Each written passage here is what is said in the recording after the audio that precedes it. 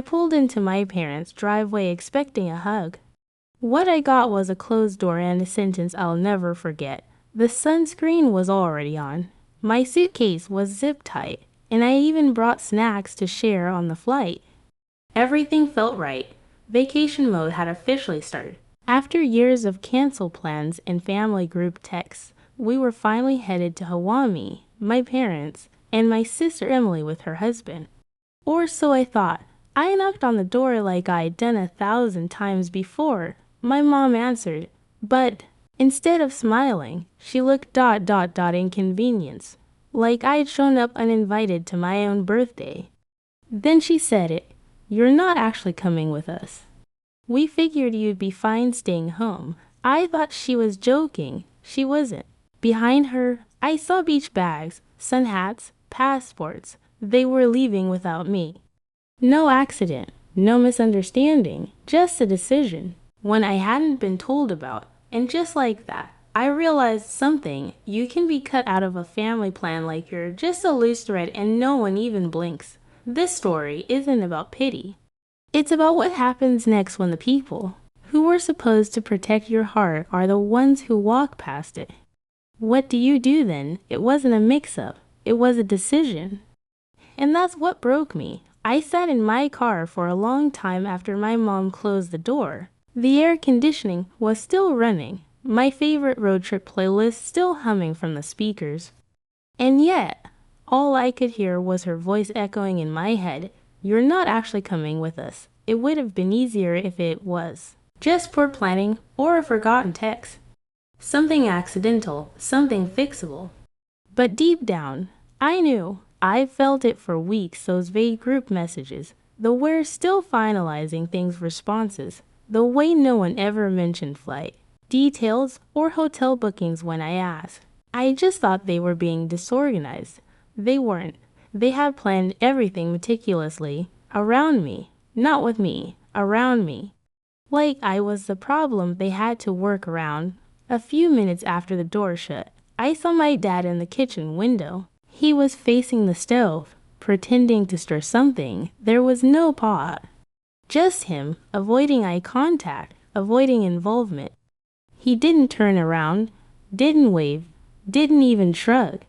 Like if he acted busy enough, he wouldn't have to choose. Aside, then there was my sister, Emily. I could see her in the living room, laughing at something on her phone, her husband beside her. Not a care in the world.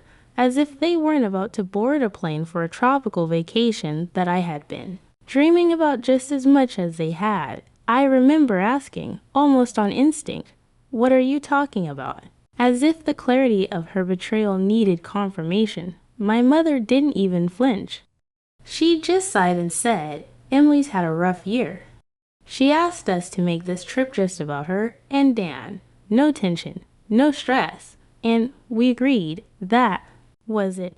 I was stressed. I was tension. I wasn't family. It was a disruption. They didn't leave me out because there weren't enough tickets. They left me out because I didn't fit the version of their family they wanted to show the world, the carefree, perfectly posed, smiling on the beach version.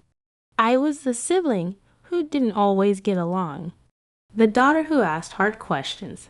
The one who didn't always make things easy. And rather than work through that, they cut me out not out of cruelty, but, as they likely told themselves, out of love. For Emily, somehow, I was supposed to understand that being left behind was a kindness. I looked over her shoulder one last time before I walked away. No one followed. No one protested. Not even a last-minute "Are you okay?" They all just let me go. Like I was a stranger at their front door, not their daughter, not their sister. Just someone who showed up at the wrong time. I didn't drive home right away. I sat there for maybe 20, 30 minutes, staring at the house I grew up in, trying to understand how a family could slice someone out of the picture so cleanly and still smile for the camera. And I realized something painful, but freeing. They didn't forget me. They chose to leave me out. It wasn't neglect. It was intention. And as hurtful as that was, it also made my next decision easier, because once you realize you're no longer part of their plan, you get to make your own. There's a strange kind of silence that comes after heartbreak, not the loud, crashing kind you see in movies. It's quieter than that. Heavier. After I left their house, I drove aimlessly for a while past familiar streets, past the grocery store my dad used to take me to, past the park where Emily and I used to ride our bikes. It was like my past was watching me drive away, wondering where I'd go now that I didn't belong anymore. That night, as I sat alone on my couch in a quiet apartment with a suitcase I no longer needed, a Venmo request popped up on my phone. $500, flights and villa. No message, no context, just a demand. I stared at it. Stan. Then I smiled. Not because it was funny, but because it was absurd. They'd excluded me, and now they wanted me to help pay for the trip I wasn't even invited to. So I sent back $1 with a note. You'll have a surprise. And then I opened my laptop. It wasn't revenge I was after. Honestly, I wasn't even sure what I was feeling. Hurt. Yes, but underneath that, something sharper. Something more alive than I've felt in months. Maybe it was clarity, or maybe it was the sheer defiance of finally choosing myself. I searched the flight they were on. Same airline, same time, same gate. Seats still available. I clicked book. It was impulsive, maybe even reckless. But as the confirmation page loaded, I felt something shift inside me, a kind of quiet reclaiming they had erased me from their story. So I wrote myself back in, not to chase them, but to rise above them. Next, I searched for a place to stay, not the shared resort they had picked, not the cramped family villa with a fold-out couch and shared bathrooms. I wanted something that felt like mine. I found a private beachfront villa, full kitchen, infinity pool, deck that opened right onto the sand. Expensive, yes. But in that moment, it felt less like a splurge and more like a statement. I even booked it under their last name, Miller, and I added a note to the reservation. The Miller family prefers early check-in and a bottle of champagne. It wasn't a scheme. It wasn't sabotage. It was peace served on my own terms. The next morning, I packed again, this time deliberately. No rush zippers, no wrong chargers. I took my time. I parked in long-term parking like any other traveler, hoodie up, headphones on. Not hiding, just preserving the moment. I saw them at the gate. My dad with his outdated folder of printed itineraries, Emily laughing with Dan, my mom pacing and checking her watch. They were so sure of their plan. They didn't know I was already rewriting it. I boarded late, slipped past them unnoticed. Sat quietly in a middle seat. I didn't need an audience. Somewhere over the Pacific, as the plane hummed above the clouds, I looked out the window and thought, I don't need to be part of their story anymore to have one of my own. When we landed, they rushed off. I stayed back, unhurried. Outside the terminal, a driver held a sign, Miller family. He didn't ask questions, just smiled, took my bag, and opened the door to a black SUV chilled with cold towels and fresh fruit. 20 minutes later, I stepped onto a private deck overlooking the ocean. No shared space, no hushed arguments, just me, the waves, and a D. Still kind of freedom. That was the moment I realized I hadn't followed them. I had finally walked away. They wanted peace, so I gave them mine. Just not in the way they expected. My villa was nothing like the one they had booked. This place had stillness, space. It felt like the kind of quiet that could heal a wound if you let it. From the moment I checked in, the staff addressed me as Miss Miller, smiling as if I belonged there more than I had ever belonged anywhere else. Champagne waiting in a bucket of ice. A bowl of fruit I couldn't even name. Towels folded like swans. This wasn't revenge. It was reset. Meanwhile, I knew exactly where they were. A basic family resort, cramped, loud, kids cannonballing into shared pools, buffet lines, and long waits. They were supposed to have the beachfront cabana. But when they checked in under the name Miller, the staff had told them someone had already arrived. A VIP check-in had flagged the name hours earlier, and now they were bumped to a smaller suite. No ocean view, no welcome gift, no idea what had just happened. I didn't gloat. I didn't post about it. I just took a walk near their side of the island, not close enough to be seen, just close enough to watch them shuffle toward the beach. Sun hats crooked, my mother's face flushed in frustration. My father flipping through papers that no longer mattered. They looked lost, and for the first time in a long time, I didn't. That night, I lay on a hammock, the stars above me so vivid it felt like they'd been painted there just for me. The breeze was soft. The music playing faintly from my villa was just something old and slow. I wasn't angry. I wasn't even smug. I was just stunned in being the apologetic one, the invisible one, the one always trying to make things work for everybody else. At 9:02 a.m. the next morning, the text began, Asterisk my mother, did you mess with our reservation? I didn't answer. Emily, this isn't funny. Karen, we can't get moved. She followed it with a voice message. I didn't listen to. By noon, my father called. I picked up. His voice was sharp, clipped. Did you book a room under our name? Asterisk yes. I said simply. Why would you do that? I paused, then replied, because you figured I'd be fine alone. So I was, just in a better place. He hung up. And that was the only conversation we had all trip. I spent the next few days exactly as I wanted. Morning swims in the ocean, fresh papaya on the patio, midday naps, long walks on the beach with my sandals in hand. I met two women at breakfast, Linda and Diane, retired teachers from Oregon, here for a canceled group cruise. We shared drinks, stories, even a sunset dinner. They didn't ask about my family, and I didn't offer. It was liberating, being seen without my history attached to me. On the third day, I passed Emily near a busy beachfront cafe. She was sunburned, flustered, and wearing cheap plastic sandals. I was in a white linen cover-up, relaxed from a deep tissue massage, sunglasses on. She looked at me like I wasn't real, and I didn't say a word, because silence when it comes from strength is louder than any confrontation. Let them wonder. Let them scramble. Let them live in the consequences of their own exclusion. I wasn't trying to ruin their trip. I was simply letting them feel what I had lived through for years. And I'll tell you something else. Peace doesn't always come quietly. Sometimes it arrives with palm trees and room service and the kind of silence you earn after a lifetime of being talked over. The blame came quickly, but I didn't bite. Not this time. By the second morning, the messages were relentless. First came a text from my mother. Did you seriously do something to sabotage our reservation? This isn't funny, Karen. Then from Emily, we need to talk. What you're doing is childish and toxic. Another one followed a few minutes later. You think this makes you look strong.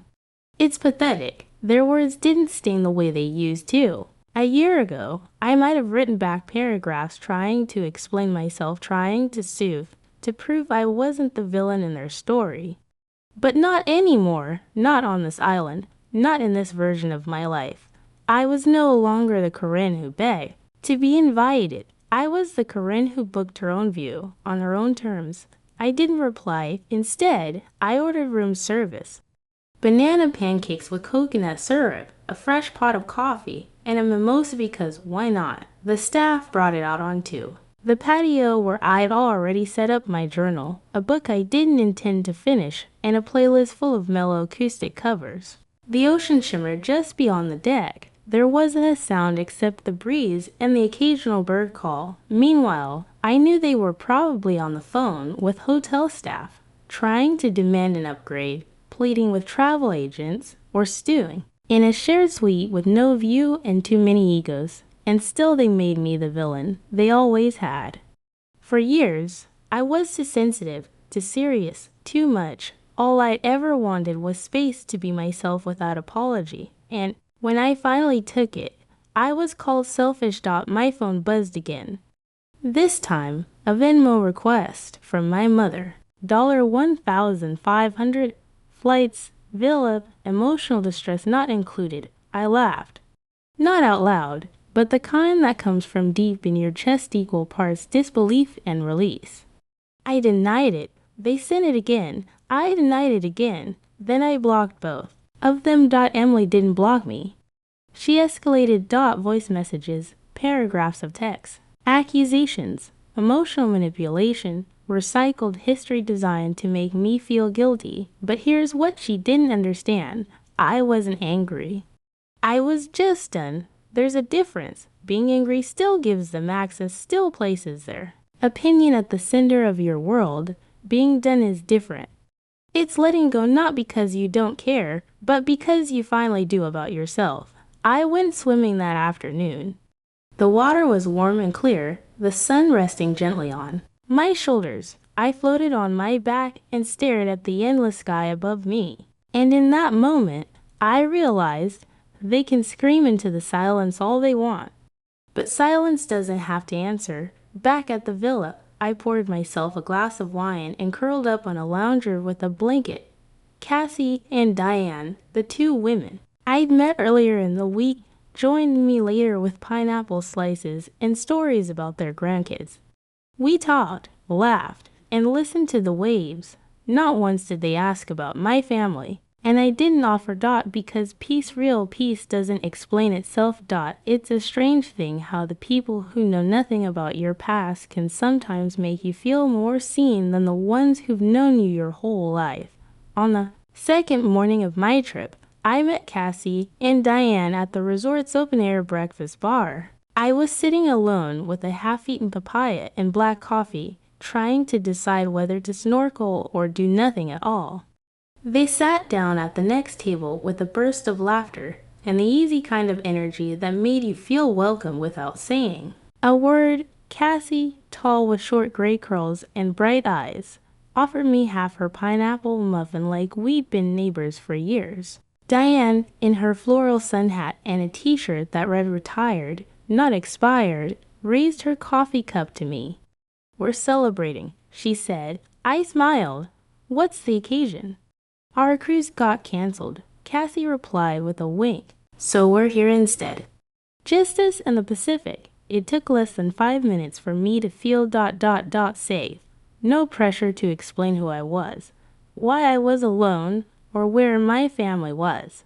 No one asked. And maybe that's why I stayed. By noon, we were sharing sunscreen, swapping book recommendations, and laughing about Cassie's failed attempts to flirt with a snorkeling instructor.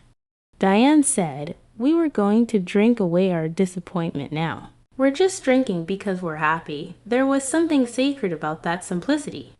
It wasn't forced, it wasn't earned, it was just offered. That afternoon, we went kayaking along the coast. The sky was that soft, milky blue that makes everything feel like a postcard. We took turns paddling, splashing, drifting. At one point, Cassie leaned back in her seat and said, "Can we all agree this is better than explaining yourself to people who never really listened in the first place?" I didn't answer, but she smiled like she already knew. Later that night, they came over to my villa. We sat on the deck with cold drinks, watching the sky bleed pink and gold. They told me about their grown kids, their marriages, one still going strong, one long gone. They talked about aging, about learning to be alone without being lonely. Diane said, "I spent so many years trying to be needed. I didn't realize I had forgotten how to just be wanted." Her words hit me like a soft hammer. Quiet, a heavy. No one cried. No one pushed. We just let the silence settle in when it wanted to. And that silence, it was nothing like the kind that used to exist at my parents' dinner table at 1. Filled with tension and eggshells and waiting for someone to snap. This silence was gentle. It held us instead of hiding us. The next morning, Cassie brought fresh guava from the market and left it by my door. No note, just a quiet gesture, and for the first time in years, I felt what I hadn't even known I was missing. Connection without cost. Joy without effort. belonging without performance. These women knew nothing about me. And yet, they made space for me in their days. Not because I was family, not because I fit neatly into their lives, but because I showed up fully, freely, honestly, and they met me there. That week with them didn't fix everything. It didn't erase the ache of being left behind. But it reminded me that family doesn't always share your blood. Sometimes they just share your table and leave room for your story. I didn't start this fracture, but I wasn't going to keep covering it with smiles and silence anymore. On the fourth morning, I woke early, the ocean barely making a sound outside my villa. The breeze slipped in through the open deck door like a quiet guest who didn't want to intrude. I brewed some coffee, sat out on the patio, and thought, for once, about nothing. That's when a knock came at the door. I expected a staff member, maybe another towel service, or someone delivering fresh fruit like they had the day before. Instead, it was a young resort employee holding a cream-colored envelope. No return address, he said. Just a room number. Said it was hand-delivered by a guest. I took it. Thanked him, closed the door gently. Inside the envelope was a piece of resort stationery, folded once. No salutation. No signature. Just 3 handwritten lines in Emily's unmistakable cursive. This was beyond petty. We're embarrassed for you. You've ruined the trip. That was it. No acknowledgement. No apology. Just blame. As if I had hijacked their peace when all I'd done was remove myself from their performance. I folded the note and slid it under my iced coffee glass like a coaster. Didn't flinch. Didn't cry. I just sat there. It was strange. Really. How little anger I felt in that moment. I'd spent so many years being told to let it go, to be the bigger person, to keep the peace. But no one ever told them not to push, not to exclude, not to silence. Peace, it seemed, had always meant me shrinking so they could stretch. And now that I wasn't shrinking anymore, I was the problem. That day, I went into town with Cassie and Diane. They found a boat tour run by a retired marine biologist who took small groups diving along the reef. It was just the 3 of us, out on open water, breathing in salt air, laughing at stories about sea turtles and tiny crabs with oversized claws. We drank coconut water straight from the shell. We took photos with our feet in the air like teenagers. One of them snapped a candid of me sun kiss, shirt off, mid-laugh, flanked by 2 new friends, ocean behind us. They posted it to Instagram. I didn't even think about it. Not until I got back to the villa and saw 5 missed calls from my dad. A voicemail, a text, delete the photo. This is going too far. You're humiliating the family. Then Emily chimed in. You're not even pretending anymore. This is all for show. You've always been selfish. And finally my mother, the one whose words could still find a way under my skin. Even after all this time, we supported you for years. You were always different, but we never made you feel that way. I don't know what changed in you, but this is cruel. Cruel was shutting the door on your own daughter and pretending she'd understand. Cruel was asking for money for a trip you never intended to include her in. Cruel was choosing silence over support for years, then expecting gratitude. I reread her message once. Then again, we supported you for years. What they meant was, we tolerated the parts of you that made us uncomfortable. We smoothed your edges so you'd fit the mold we needed. And now that you've stepped outside that mold, we don't recognize you. Well, I didn't recognize them anymore either, and maybe that was okay. Because for the first time in my life, I wasn't explaining myself. I was living unapologetically, loudly, even in silence. Let them text. Let them spin the story however they needed to. But I wasn't going back into the box they built for me. That version of me, the one who asked permission to exist, is gone, and she's not coming back. There was a knock at my door. I hadn't been expecting anyone. It was a quiet Tuesday evening. I was sipping tea, reading the last chapter of a novel I hadn't really been following, when I heard it soft but certain. A knock. I opened the door, and there she was. Emily. Hair pulled back. No makeup. Windbreaker that looked 2 decades old. She wasn't polished, wasn't proud. She looked tired, real. Her voice was almost a whisper. Mom's in the hospital, mild heart attack. She asked for you. I froze. She handed me a folded piece of hotel stationery. One line, if I was wrong, I'm sorry. I love you either way. There was no signature, no explanation. Just those words, Emily added, quietly. She's scared you won't come. Not because you're angry, because she thinks maybe you've really moved on. I didn't answer.